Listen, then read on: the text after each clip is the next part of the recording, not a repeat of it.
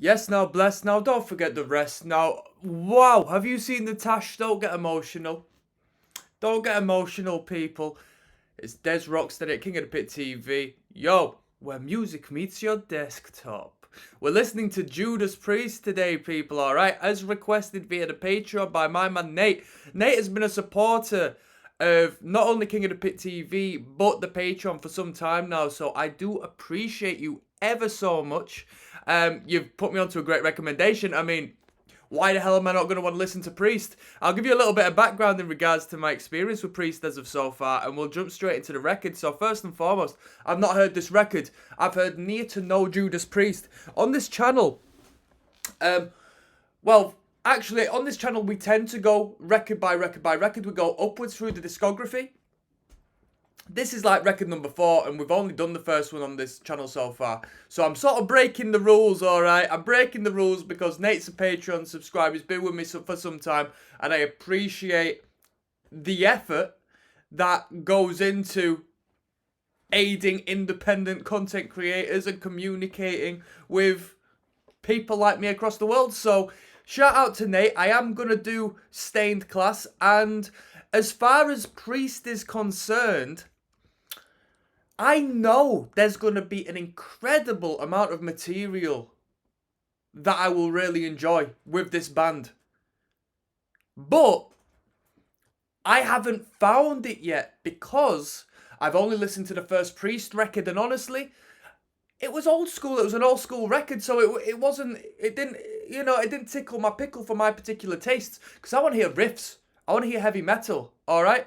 People talk about Priest like, a lot of people think Priest are the metal band, alright? And I haven't come across it yet. I mean, aside from the debut record, Rock-A-Roller, if that was the debut, that's the one I've heard.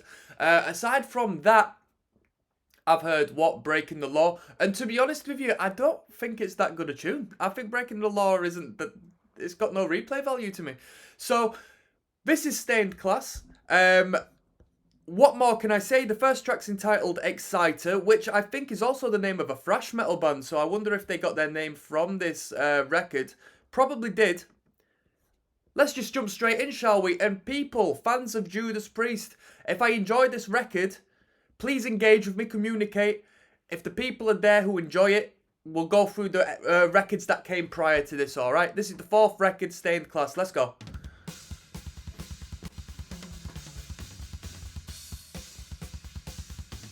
I got a few recommendations I'm on at the moment.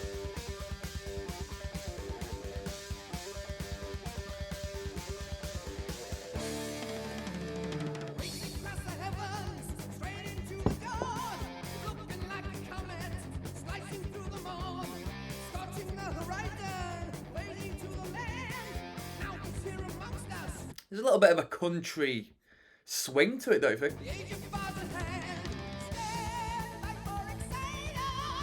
Come on.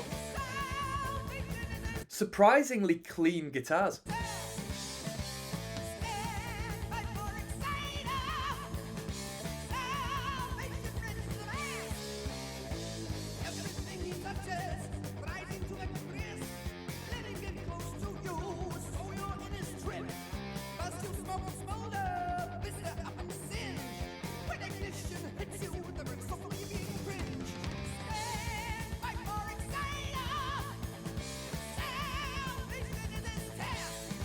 It's that organic double kick drum, which is the heavy metal, isn't it, really? Obviously, you've got the pedal note on the low E string. I mean, that's the magic, isn't it? But that in collaboration with the double kick,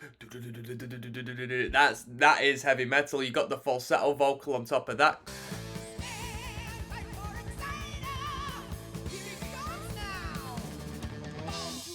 Here we go. Solo, guitar solo. Had to be, had to be.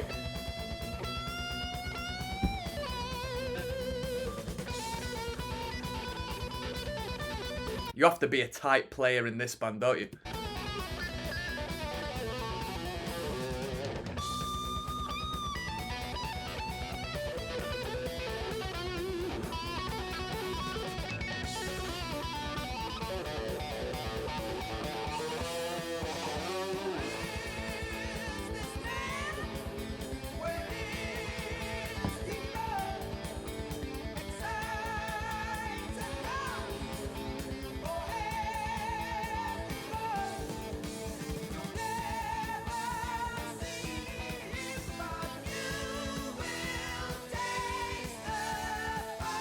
Great melodies.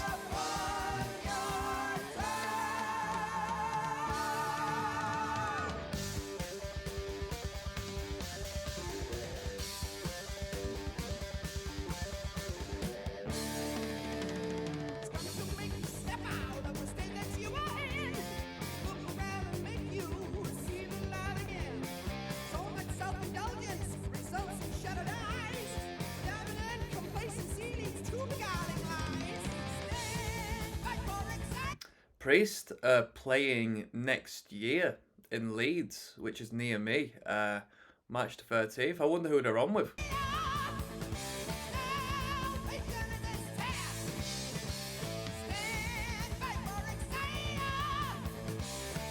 1978 this was put out.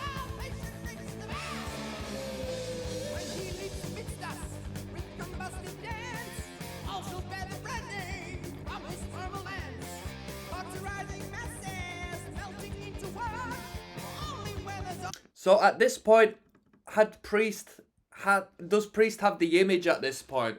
Because from what I'm aware, it didn't start off that way.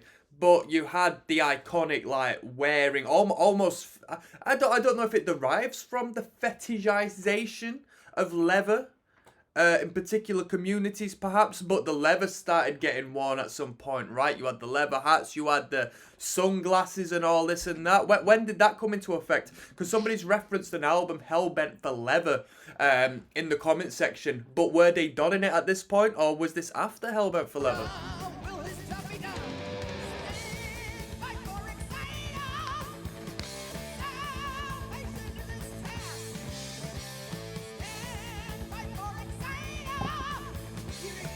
Come on. Here we go. Solo. Number 2.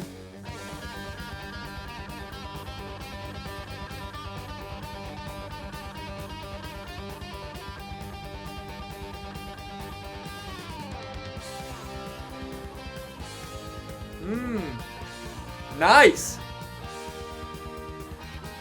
Britain.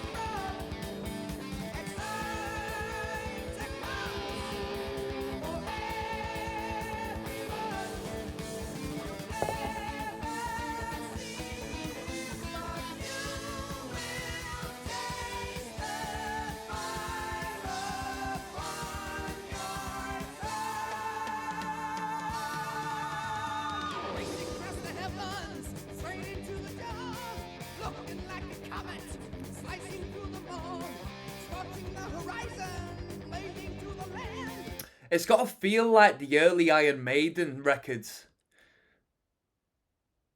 It feels like the early Maiden records before Bruce joined the band. Production-wise-esque. I mean, the guitars were a bit bolder on the Maiden record as far as where they sat in the mix, but the vocal line...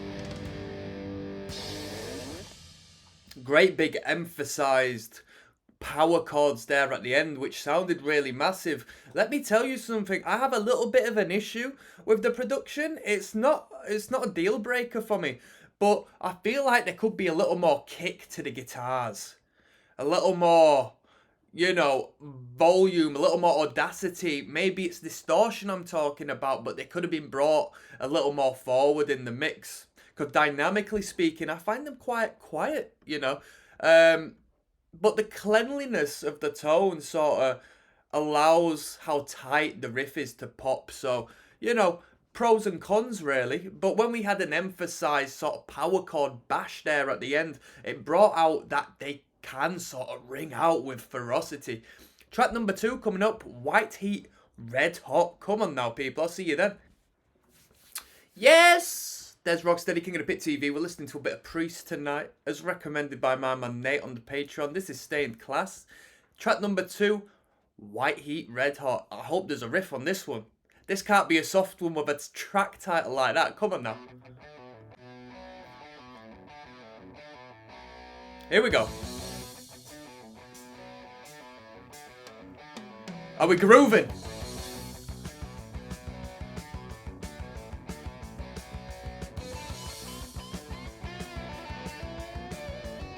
Interesting drum beat. It's like a slow sort of skank to it. I thought we'd be grooving, you know what I mean? But that was quite unique.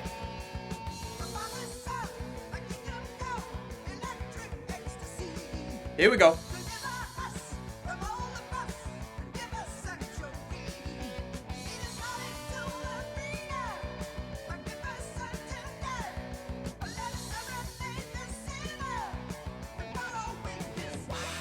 Here we are. Hot!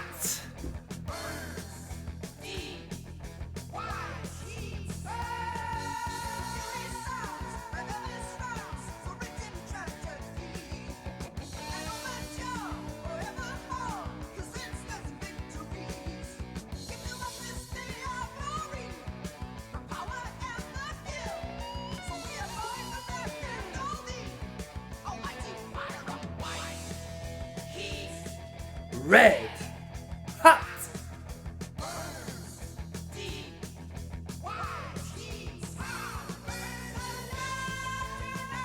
Here we are.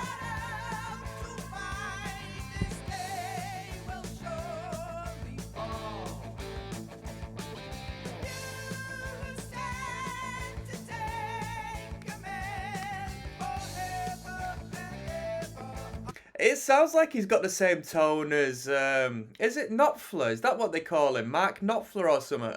Of the Dire Straits hit song, Money for Nothing. It sounds like the same guitar tone, I think. Here we go.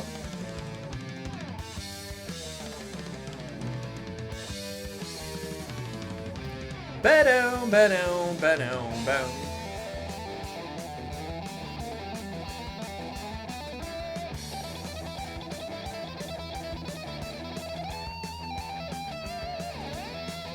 Better, better.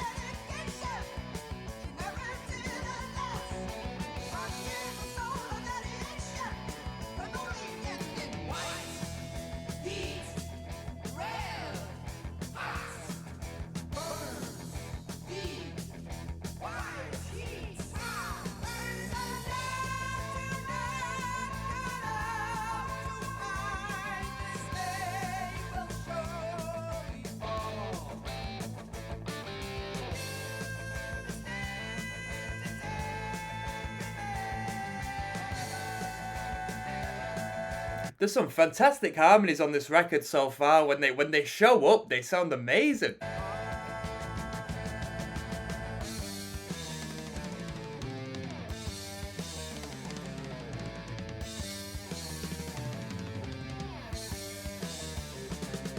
Here we go.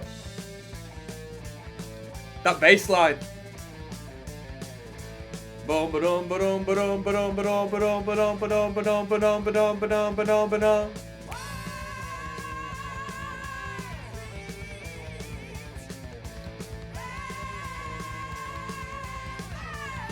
Brilliant vibrato there.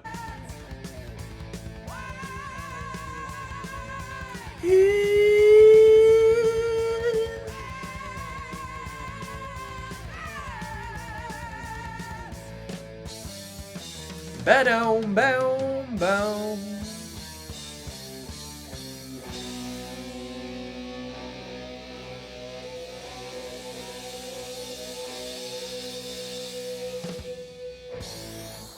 Brilliant. The best thing, and I feel like they've, at least the music I hear nowadays, the modern music, modern metal and so forth, it feels like they have fallen out of love with the theatrical, overextended, like, big finale cadences on songs. And these bands back in the 70s, if not the 80s, just every single song, boom, boom. Yeah, that was White Heat Red Hot. That was a better tune than Exciter, in my opinion. Great riff, great riff. We've got Better By You, Better Than Me coming up next, which might be a little bit of a ballad, because with a song title like that, it doesn't sing heavy metal 101. Let's keep moving. Yes, now, bless now, don't forget to rest now. dezrocksteady, King of the Pit TV. We're listening to Priest. Stay in class. This is track number 3, Better By You, Better Than Me. Lego.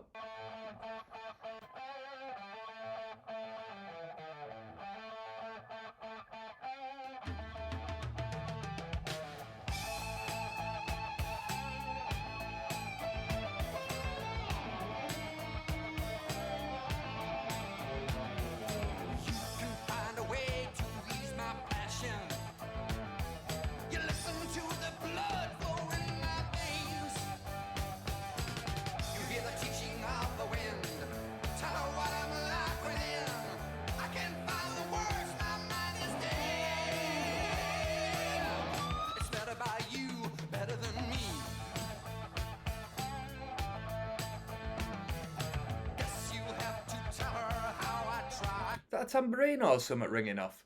Tss, tss. It's not a cymbal of any sorts, is it?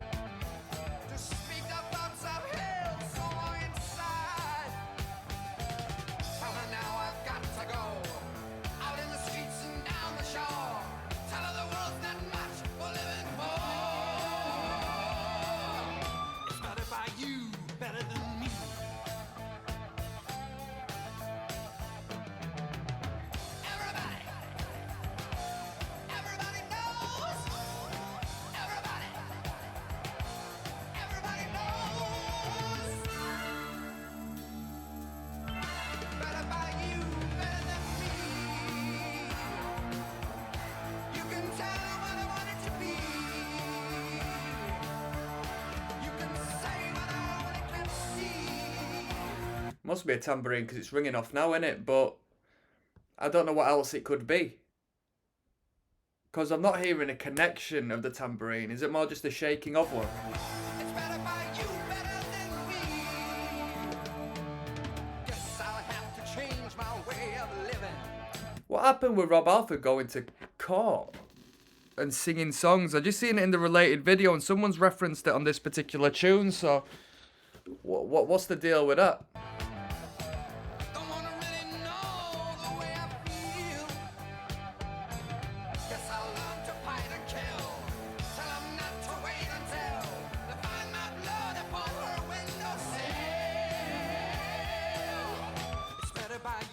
Better than me.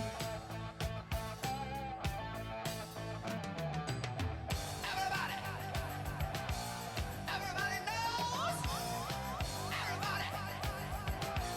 Everybody knows. Come on.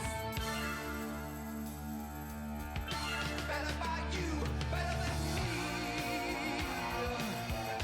You can say what only can see. You can tell what I wanted to.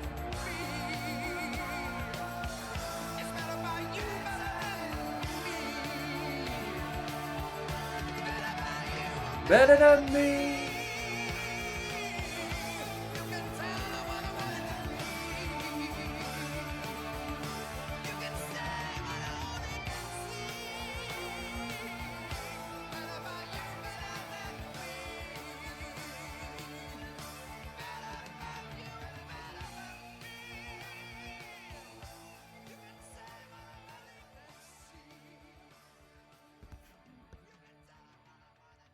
Not a bad tuner. Better by you, better than me.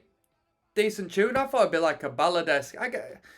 you could consider it somewhat like that, but I thought it'd be like a slower, twinkly song, just judging by the name of the track.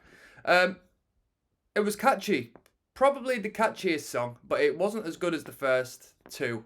The first two were really good. White Heat, Red Hot is still my favourite. We've got Stained Class coming up next, alright? Track number 4, let's keep moving, let's keep moving, let's keep moving, let's keep moving, let's keep moving.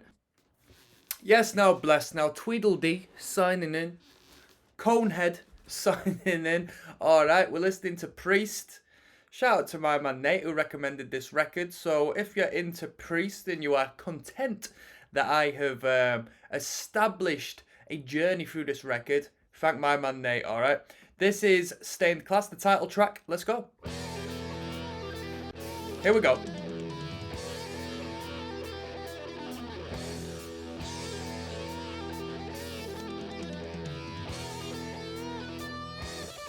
Some guy says the riff at 315 was the heaviest sound ever pressed on vinyl at the time. Wow. Here we go.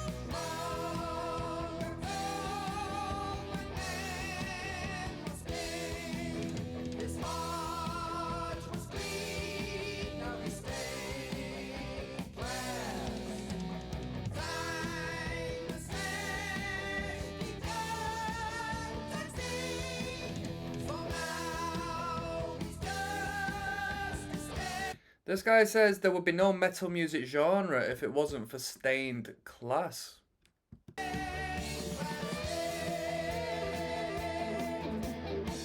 Here we are.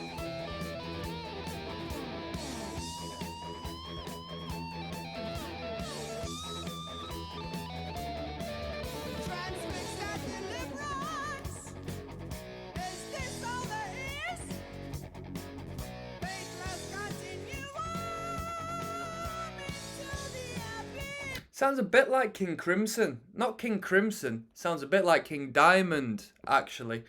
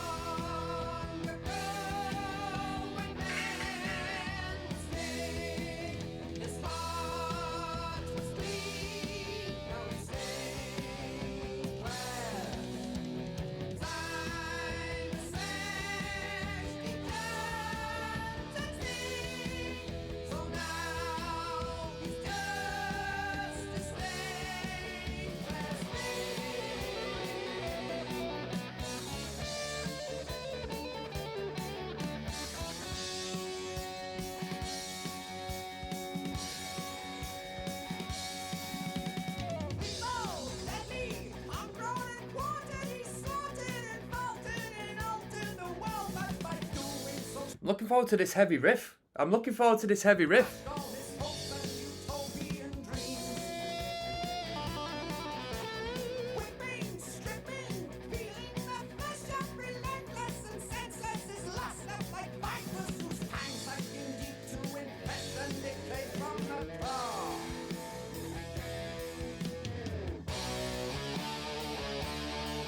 Here it is.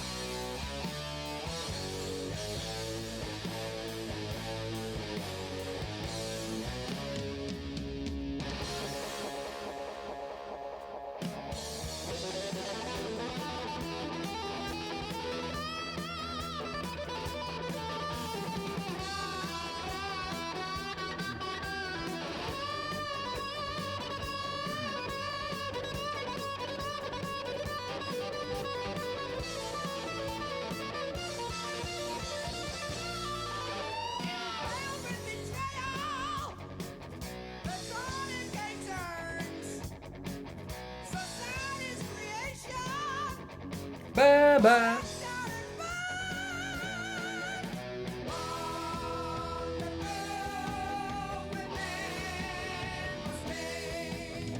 I like the sound of them toms. There's a great organic value to the guitar and the drums and the bass and vocal, bit of studio magic perhaps, but there's an organic sound which is brilliant. Like, it's quite dry in the sense that there's not too much like fruity flavour, artificial flavour thrown in the mix.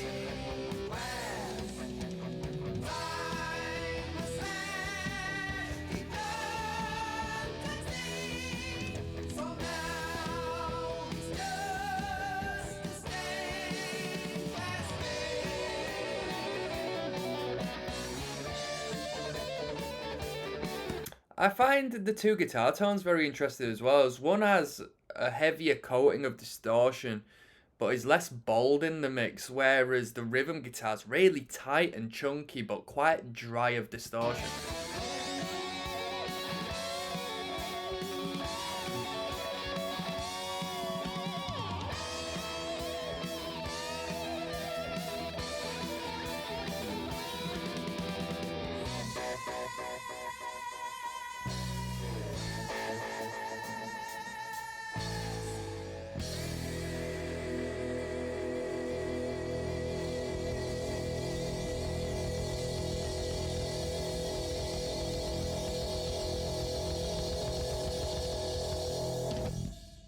Quality. That was a good tune. Yeah, that was a good tune. That was a good tune. That was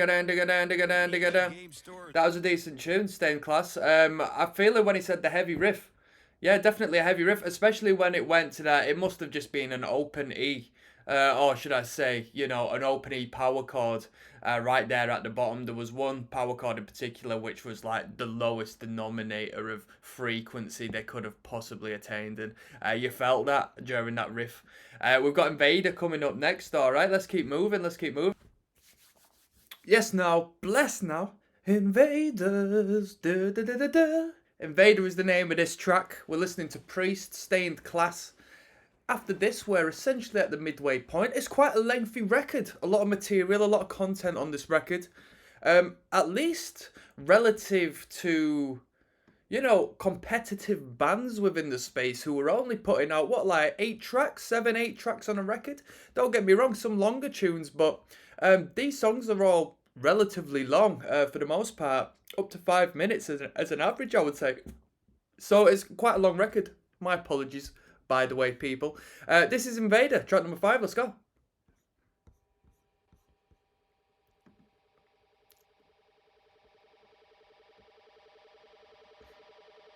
They never performed this song live. So it wasn't one of Priest's favourites, that's for sure.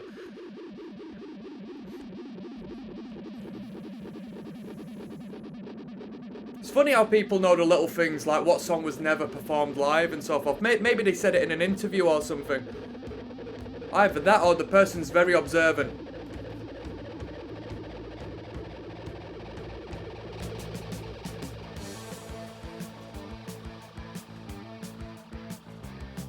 Ooh!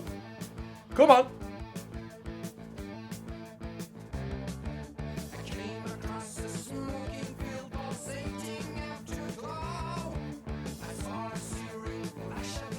I like this.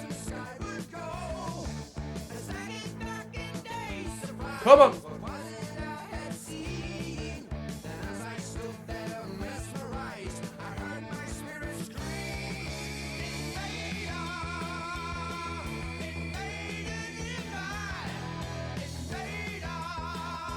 Invader.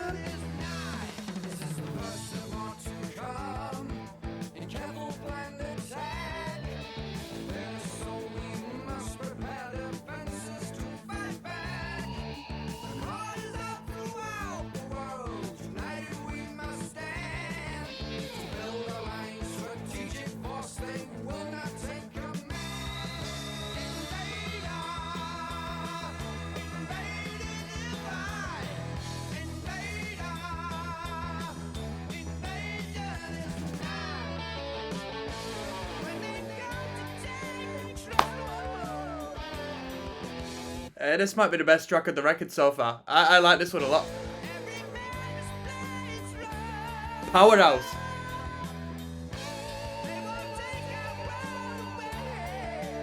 I love that the lead guitar was one note, but they went out of the way to harmonise it and throw an extra note in there. Come on. Here we go. 1, 2, 3, 4. Here we go now.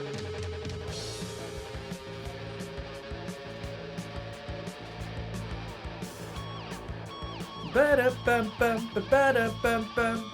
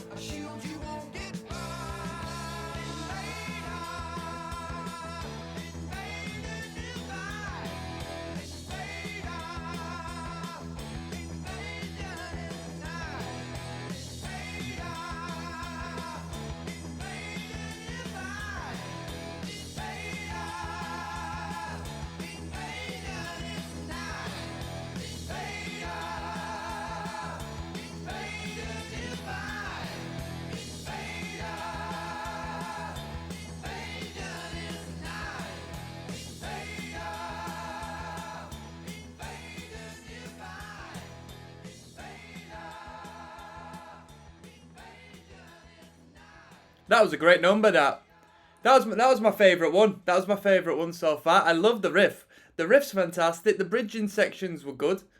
It was really good. Very tasteful. Great melodies. Great rhythm. Great rhythm. You know, verging on a punk rock-esque toe tapping number. That I like that one. I like that one. We got Saints in Hell coming up next. Track number 6. All right. I'll see you then. That was a good tune. Yes, now, bless now. Don't forget the rest now. King of the Posers TV.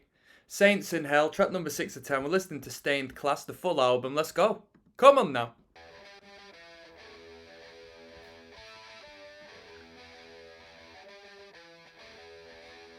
Where we at?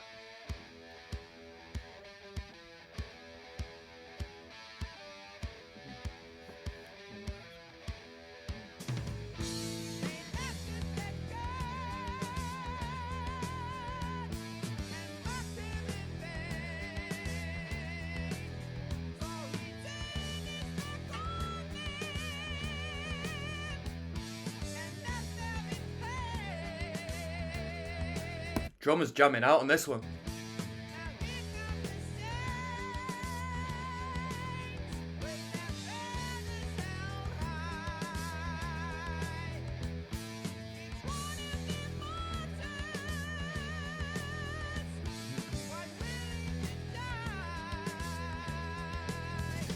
Bit of Aussie there, I thought. Bit of Aussie.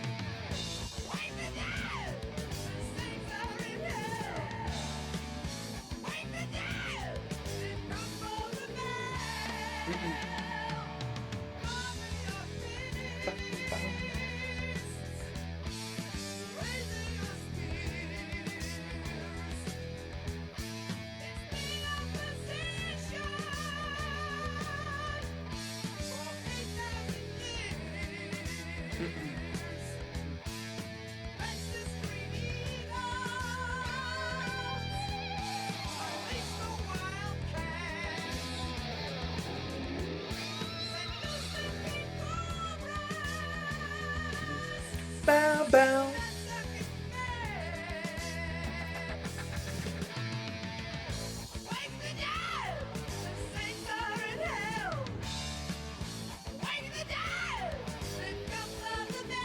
Dude, this stuff must have influenced half of the material on Slayer's Show No Mercy.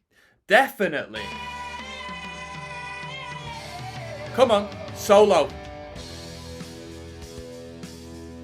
Producer Dennis McKay, guitar, vocal and composer, lyricist Glenn Tipton, vocal Rob Halford. You gotta give some respect to Glenn Tipton, he's getting all the credits here. Vocal lines, guitars, composers, lyricist, composer and lyricist Rob Halford, Kenneth Downing on the composer and lyricist credits. Kenneth Downing, guitar, coordinator Jane Andrews. What's the coordinator?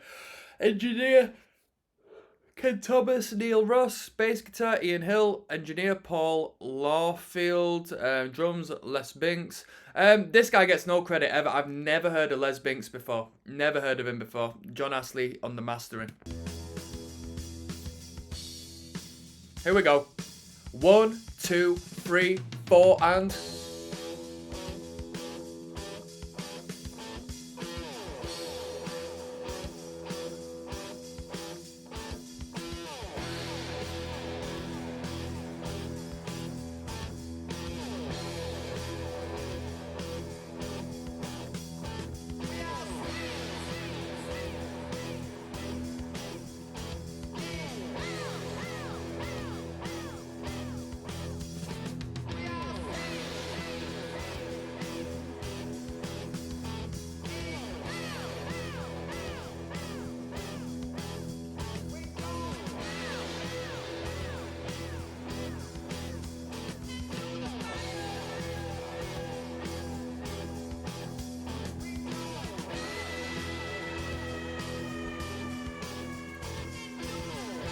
Into the fire!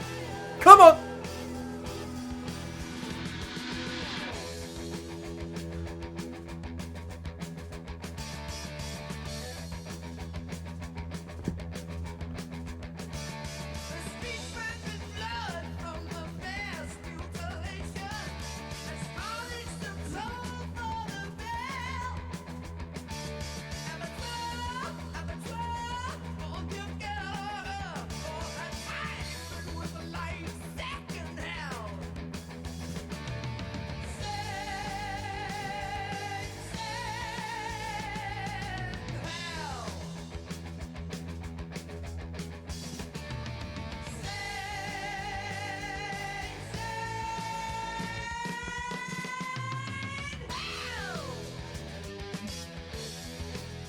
Better.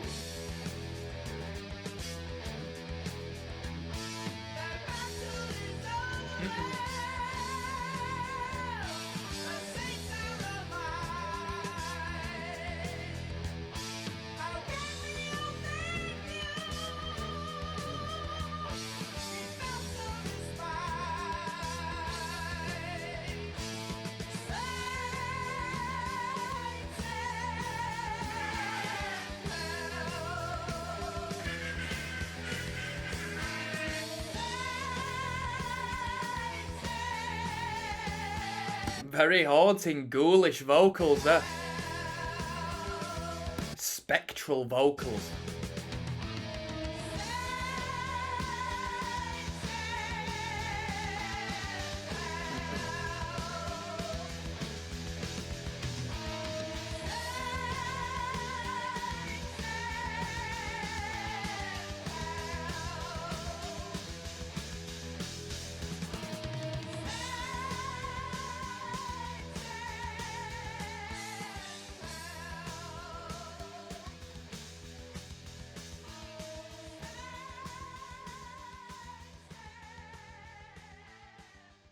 A lot of old heads in the comments. Yeah, that was a great tune. This part in particular.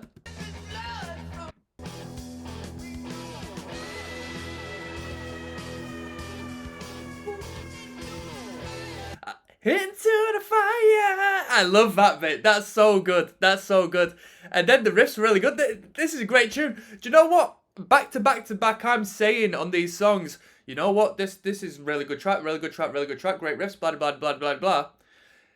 And it's compounding itself into generally just being a fantastic high standard of a record. Each and every track has been really good. It's been really good.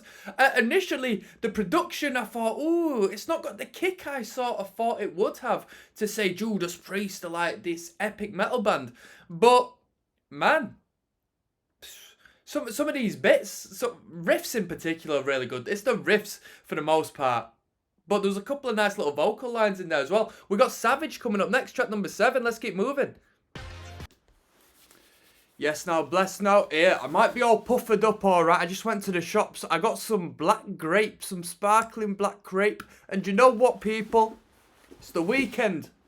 Or at least it's my weekend. So, you know, I had to go and get some cheap vodka, alright. We're rocking on onwards tonight out of respect. Someone gave me respect for a Slayer. I poured one out for Hanneman in the Slayer video. I might have to pour one out for the Priest tonight, alright? Or whichever metal record I'm moving on next. We got to keep this train a-rolling, alright? So Savage is the name of this one, track 7 of 10. Let's keep on moving, people. Let's keep on moving.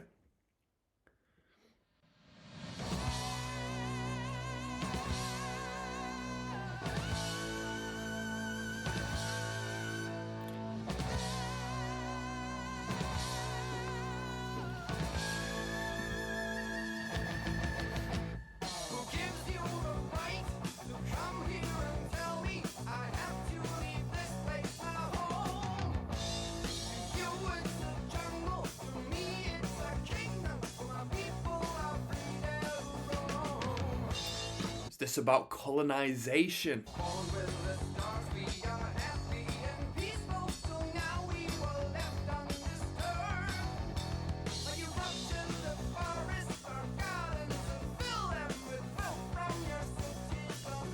Soundcast says all these songs need to be remastered because they're from the 70s. And the response is, no, it doesn't need to be remastered any more than it already has. It's supposed to sound like this. What do you people think? I kind of agree. I kind of agree. It was recorded back then. It's a sign of the time. I do love a remaster, don't get me wrong, but it removes the essence, the soul, and the spirit. Especially if you buy it on record, you know what I mean? And have the original, you know?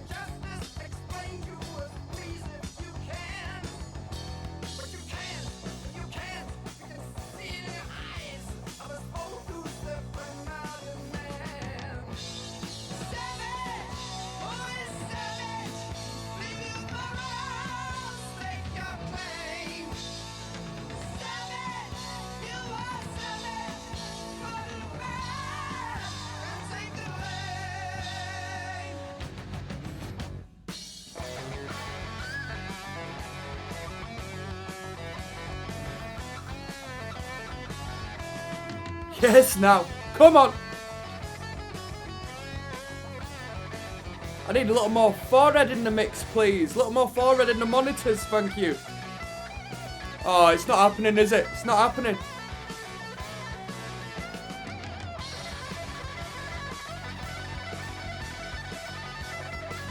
Thanks to Jimmy Page. Ba-da-ba-ba-da-ba-ba-da.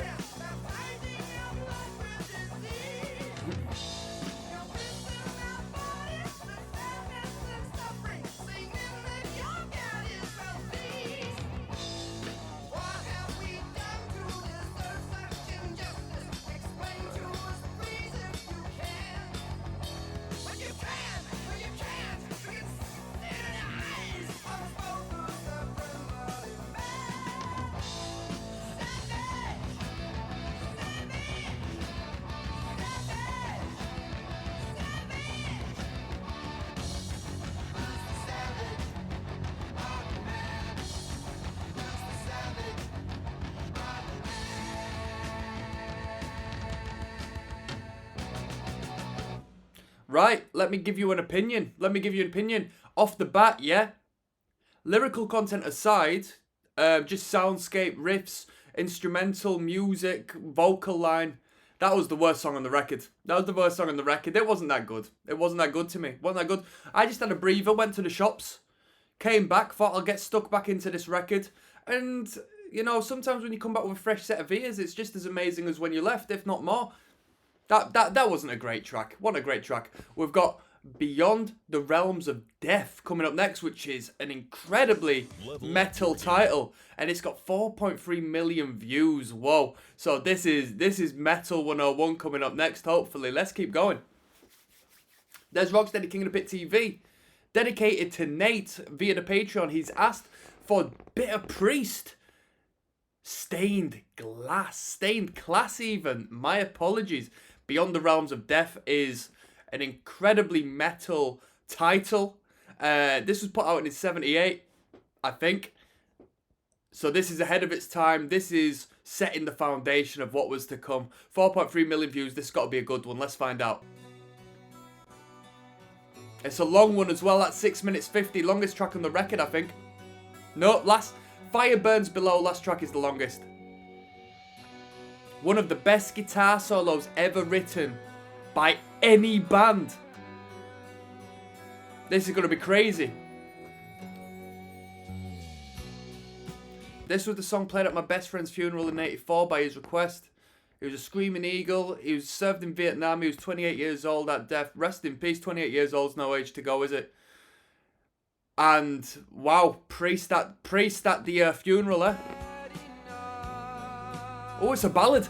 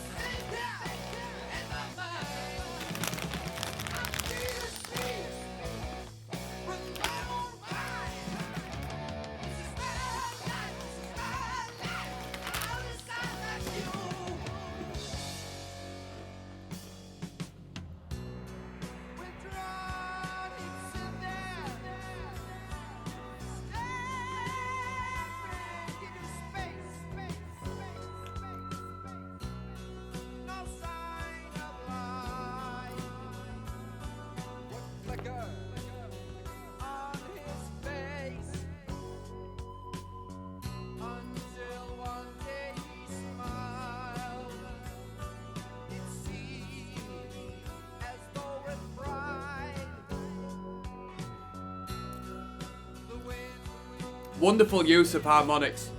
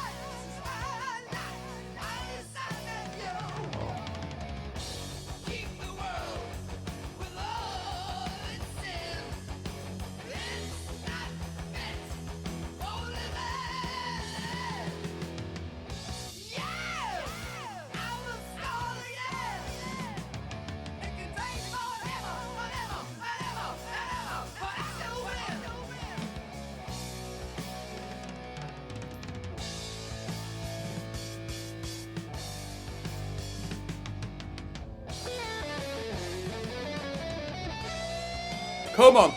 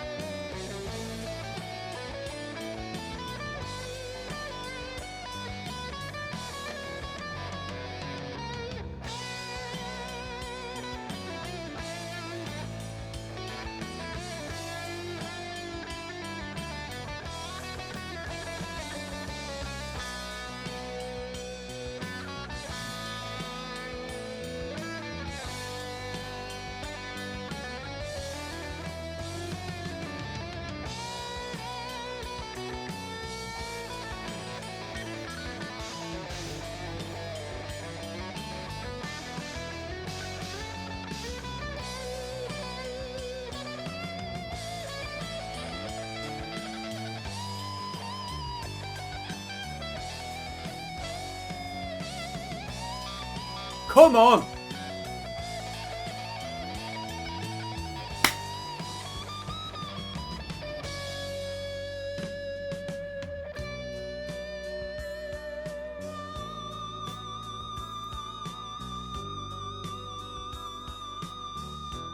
Some sustain there, eh? Great guitar solo.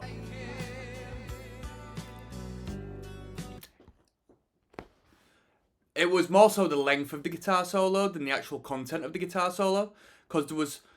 If you look at the guitar solo as poetry in motion, yes?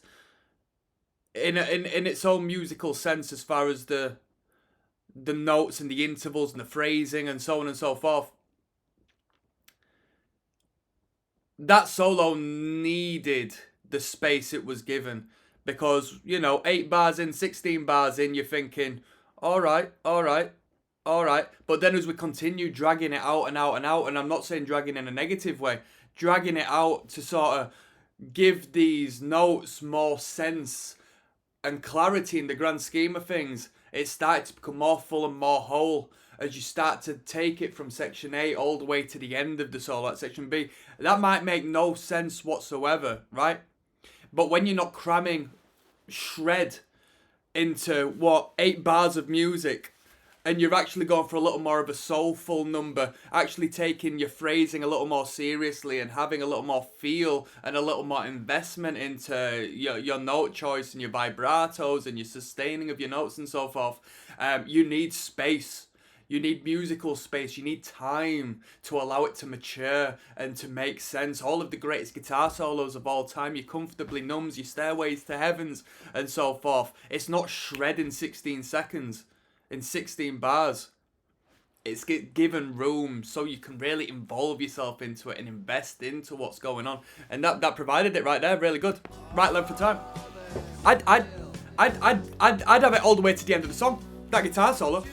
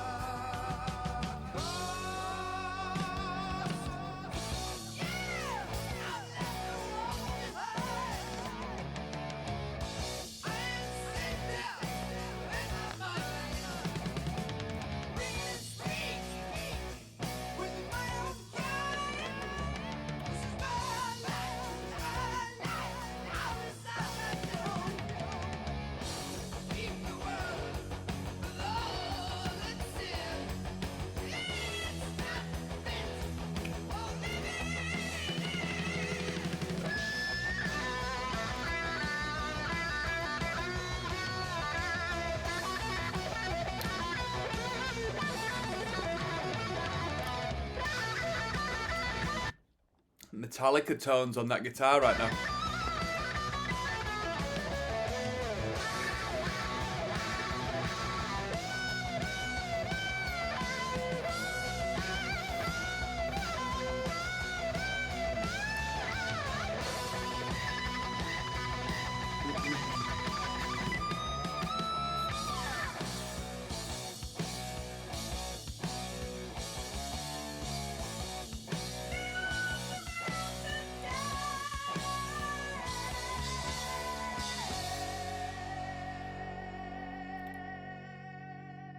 Very nice.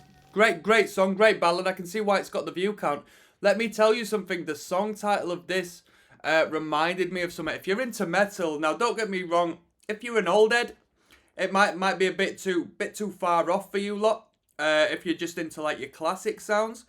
But there's a band called Sacrilege, or at least there was a band called Sacrilege from Birmingham, UK. From Birmingham, and they did a record called Behind the Realms of Madness. Okay, Behind the Realms of Madness. If you're into like metal, but crossed over with hardcore punk, so it's sort of like DB-esque, DB thrash metal, really, with a great production. We got a woman on the vocal, absolutely ripping riffs, and just a great record overall. Check out that Sacrilege. Behind the Realm of Madness. Behind the Realms of Madness. It was put out in 1985. I know I'm just plugging a random record now, but it makes sense because, you know, there's a correlation. Maybe not directly, but of course, Priest laid the foundation prior to this record coming out. So Sacrilege, Behind the Realms of Madness. A record that's way ahead of its time, in my personal opinion, as far as the intensity and the extremity of the metal sound they produced on that record, that infused with punk. We got Hero's End coming up next, alright? Track number 9. Let's keep going. Let's keep going. Chewy's Black Friday deals have... Yes, now. Dezrocksteady, King of the Pit TV. We're listening to Judas Priest, Stained Class. Okay? Let's jump straight back in. This is track number 9 of 10. Hero's End. Duh, duh, duh.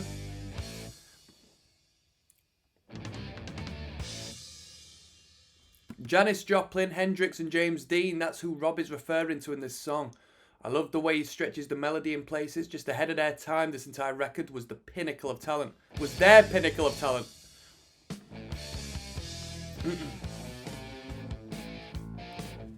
Ooh!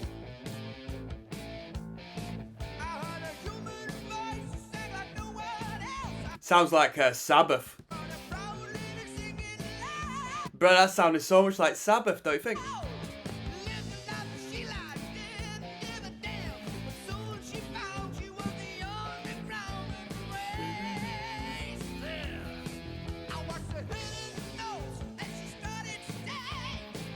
Let's pour one out for Halford and the boys tonight.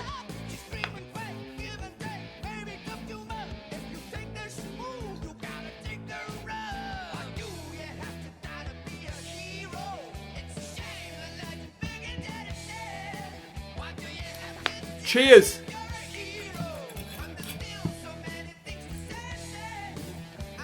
Got the black grape tonight.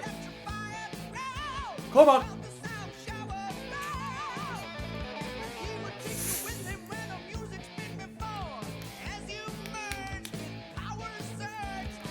That interval, I was thinking, where have I heard that before? Do-no-no. It's like the James Bond theme, one of the James Bond themes, isn't it?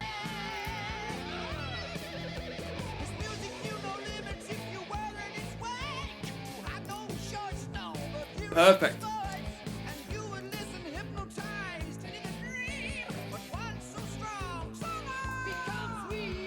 Cheers to the metalheads, yeah?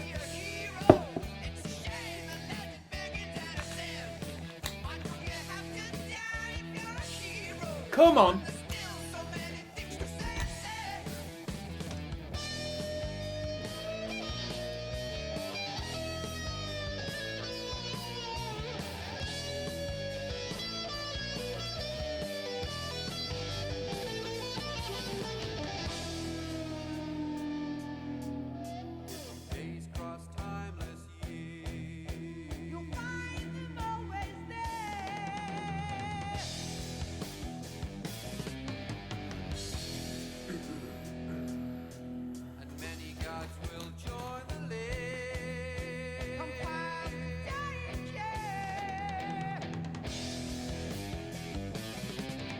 Body Mechanics says, and I read this purely because obviously it's a controversial statement, this is truly the birth of heavy metal, this album. Legendary vocals, metal lives. 3 responses. Black Sabbath built the slab of temple of heavy metal, but they did not have the speed in the songs. Judas Priest built the columns of the temple of heavy metal by integrating this component. I think we could say these 2 bands gave birth to heavy metal. Sabbath is hard rock, says Greg Vincent. Judas, metal. Wow. Khalil says, Sabbath is not hard rock. They sounded quite different to hard rock. That was an age when metal didn't exist, so the name heavy metal didn't even exist. But it was metal, and Priest started doing hard rock with Rock and Roller in 74 after Black Sabbath did metal. So both bands are metal, but Sabbath created heavy metal. My question to you people is, does it have to be fast or like more up-tempo to be metal? Clearly not, obviously, but you know what I mean? Open for discussion, eh?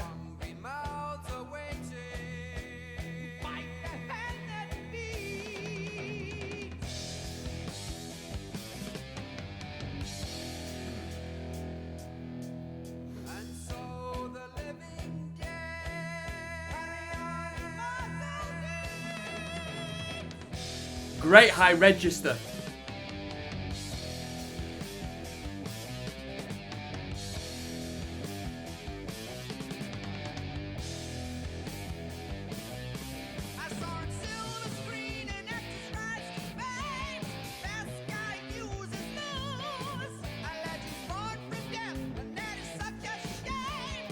Yeah, I'm gonna learn that riff for you. I'm gonna learn that riff for you. I'll be with you in 1 second, alright? I'm back. So I'm gonna be out of tune, people. So you musicians out there, put your ears away for 1 second. I just thought I'll give it a go, alright? We'll see what's going.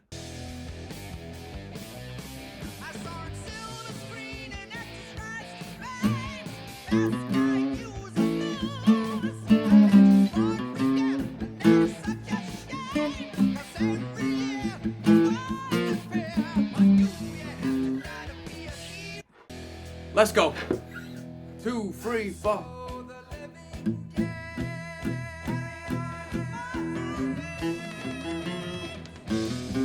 Oh.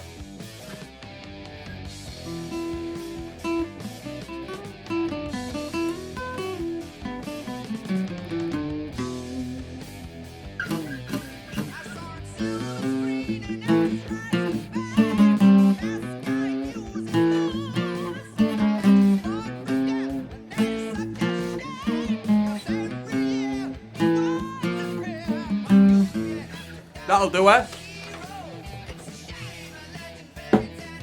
Come on. Be a hero. Cheers.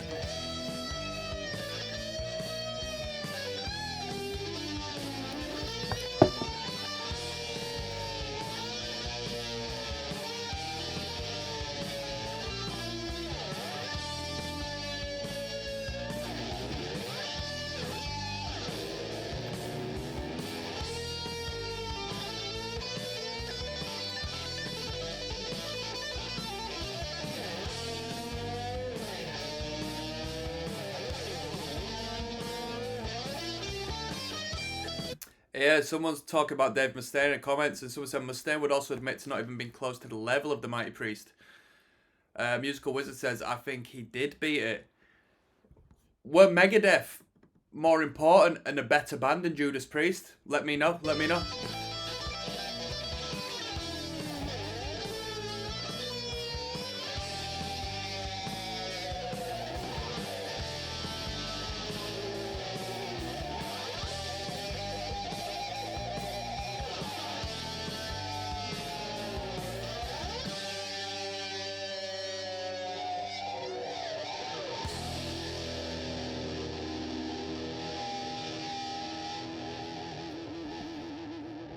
That was a great tune.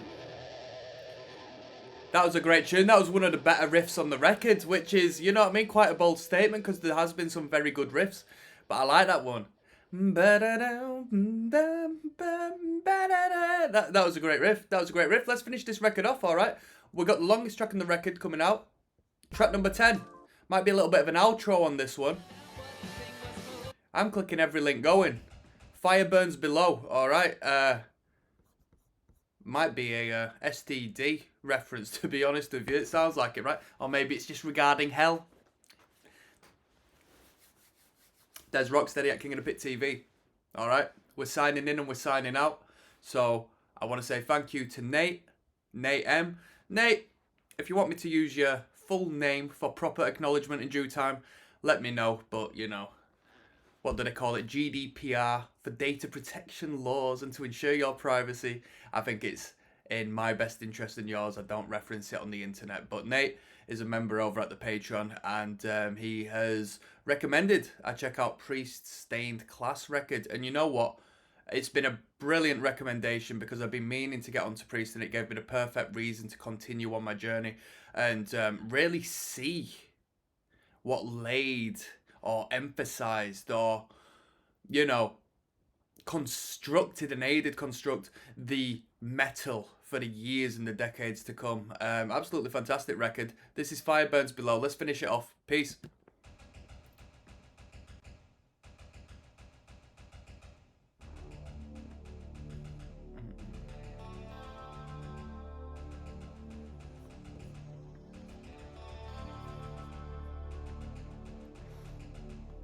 Apparently this was only on the 2001 bonus track version of the album. It wasn't originally on the album.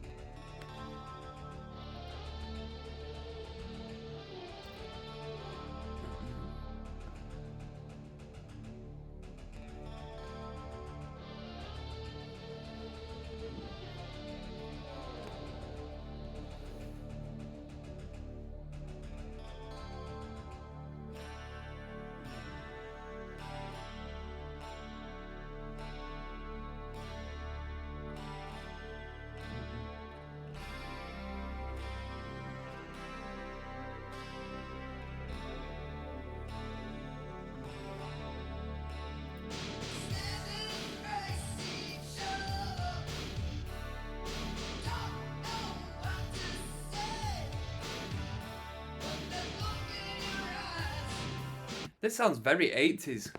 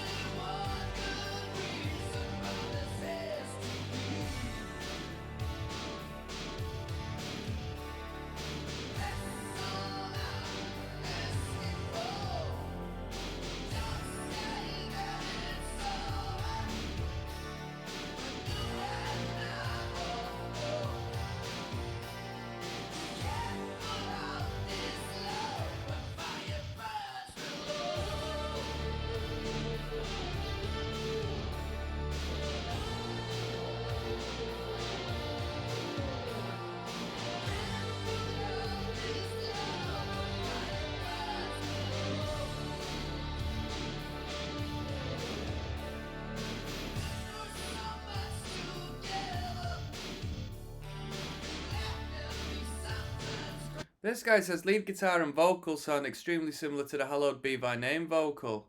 78 versus 82. I completely disagree. Somebody says, can anybody else hear it or am I on crack? Listeners, what do you think? Is this guy on crack or can you hear it? I can't hear it personally. Somebody says crack, yeah.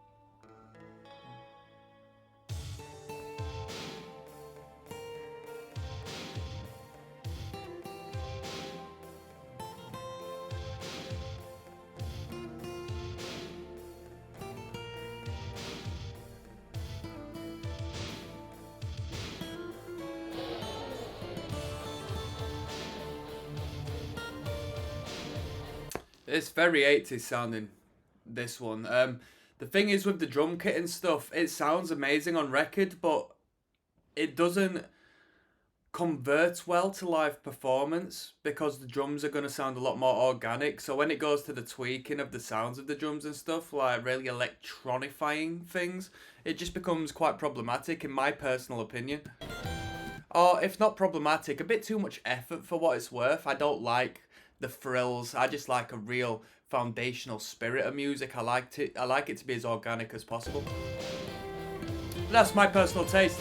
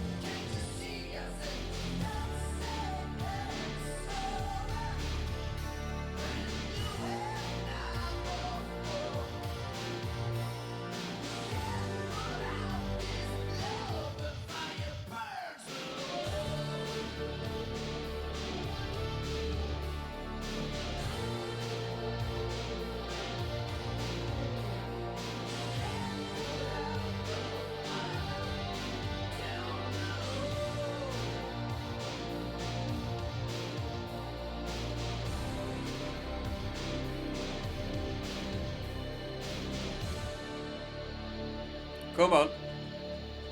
Come on now.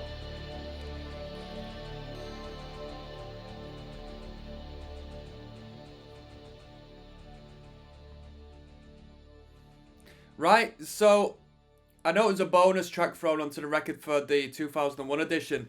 Production-wise, I like the production. The studio magic and the whole 80s thing on it, it didn't sound as good because, you know, I like the organic value we had on the original recordings, but as far as like the overall sound, it sounded massive, sounded really brilliant. It sounded absolutely massive, huge. So I did like the sound of it more so than what we were hearing, just not necessarily the you know, actual instrumental tones and effects and so forth. So I'm going to finish off this record now with a overview of the record. I'm going to rate it out of 10, alright? I'll see you then. Yes, now, bless now. Don't forget to rest now. dezrocksteady, King of the Pit TV. Little review for you. We just listened to Stained Class, okay? The fourth studio record by Priest. Or at least that's what Wikipedia tells me, so correct me if I'm wrong. It got recommended to me by my man Nate via the Patreon. Says you're going to have to put some Priest on. Prior to this record, I'd heard Rock-A-Roller. And prior to Rock-A-Roller, I'd heard, what's it called? Breaking the Law. And that was how familiar I was with Judas Priest. I didn't like Breaking the Law. I think it's overrated. Don't think it's that good a tune. Rock-A-Roller, I didn't have a great... I thought it was quite boring, although it was a sign of the times. It was a very early record. I knew further on down the line, such as my experience with Motorhead so far. I've just listened to the debut Motorhead record, and it wasn't great, but I know what comes up. There's going to be lots of fantastic material, and I knew that with Priest. So we've jumped the gun. We've jumped all the way to the fourth record. We've Stained Class through this recommendation, and I'm very appreciative that I got recommended this because I needed a good excuse to understand Priest a bit better. How can I call myself a metalhead of any sorts without a clear understanding or, you know, little bit of knowledge about what Priest were about and what they provided and what foundation they laid out for the metals to come? I mean, people in the comment sections were talking about this band is on par with Sabbath as far as their contributions to metal music. How crazy is that? some may dispute that. Some may say, well, come on, Sabbath for Sabbath. But people say that because there's a different element Priest bring to the table that Sabbath didn't. Now, let's get onto this record.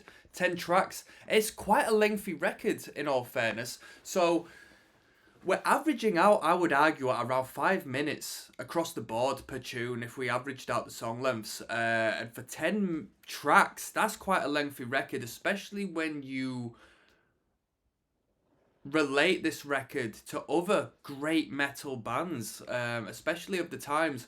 We're looking at, 7, if not 8 tracks on a record, generally speaking, for these great records. And as far as song, we'd probably average out about, 40 minutes on a record for these fantastic timeless metal records. At least, arguably in the 80s. You know what I mean? This is 78, this got brought out, so maybe a little more influence from the rock bands of the time. But it was a long record, and you know, I would say that's not a downside. That's subjective to me personally. You know, I don't have the attention span for a record of this length. Okay, I just quite simply don't, unless it's Oasis, unfortunately. So it was quite a long record. Now let's get onto the music.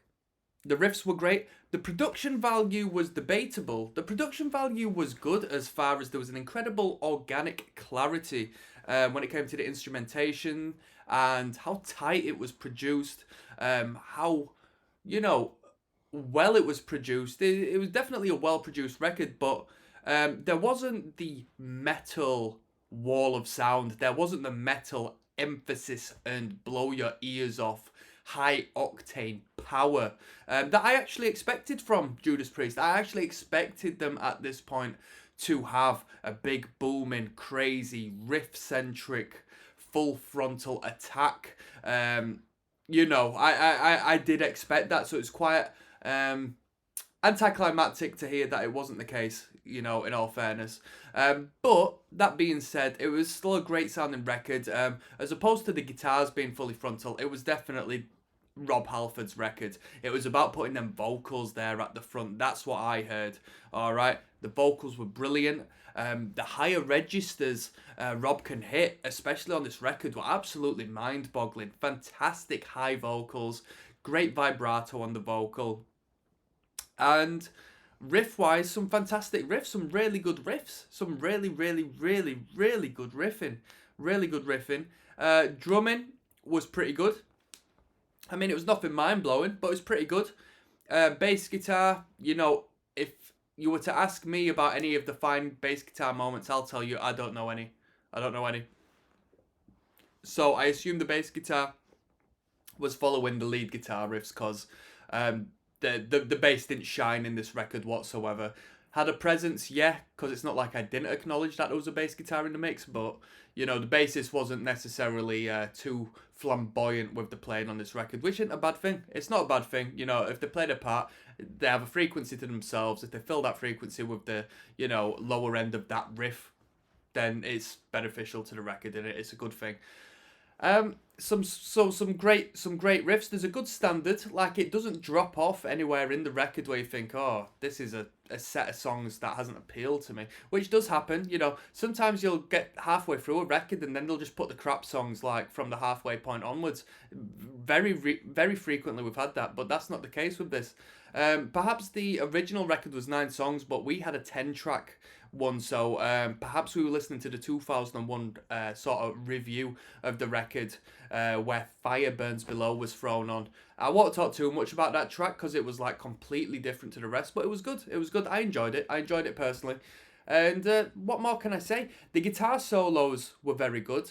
People were a big fan of Beyond the Realms of Death, that guitar solo, and I didn't think it was, you know, the best solo I've heard. I didn't, you know, it's not like I was listening to B.B. King, but they gave the guitarist enough time to really add a little more soul to the mix as far as the lead guitar is concerned, and I appreciated it. As the time went on and on and on through that solo, I appreciated it more and more.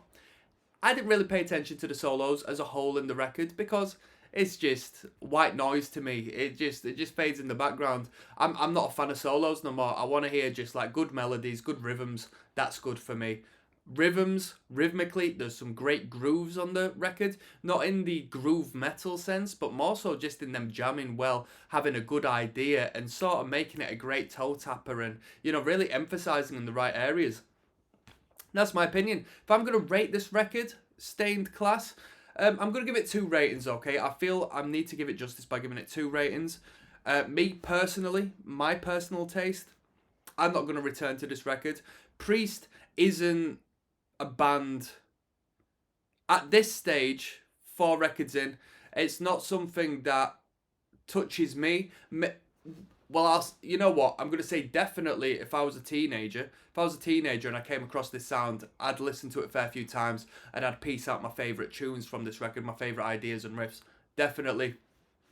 At this point in my time, no. With the amount of music I've heard, whether it be punk or pop or metal, I've got better, in my world, better alternatives to listen to. As far as metal's concerned, it's not a very flawed record. It's not a very flawed record. I'd give it a 7.5 out of 10.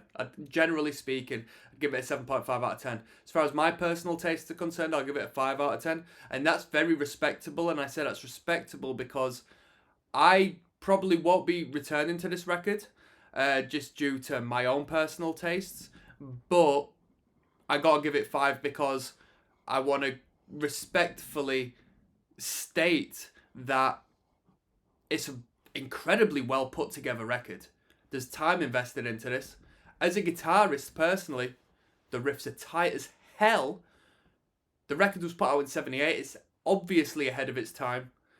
And, bruh, everyone's saying Priest are at the forefront of it all. I can't hate on it. And I know it sounds like 5 out of 10. I always have to do some degree of disclaimer, right?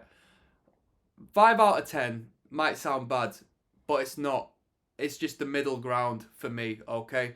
Because I'm never gonna. Let's be fair. I don't think I've ever given a 10 out. To be honest with you, never given a 10. There's always flaws. There's always a weak link in the chain. But yeah, I'm not gonna explain myself. Let's call it a 7.5. Generally speaking, to the broader market, that's what I'll give this record. And I'm signing out. Peace. I'm looking forward to listening to more Priest. If you want me to check out more Priest, let me know. If you know a record from Priest, perhaps later on down the line in the 80s or so forth, that I might connect with a little more differently, let me know. Peace out.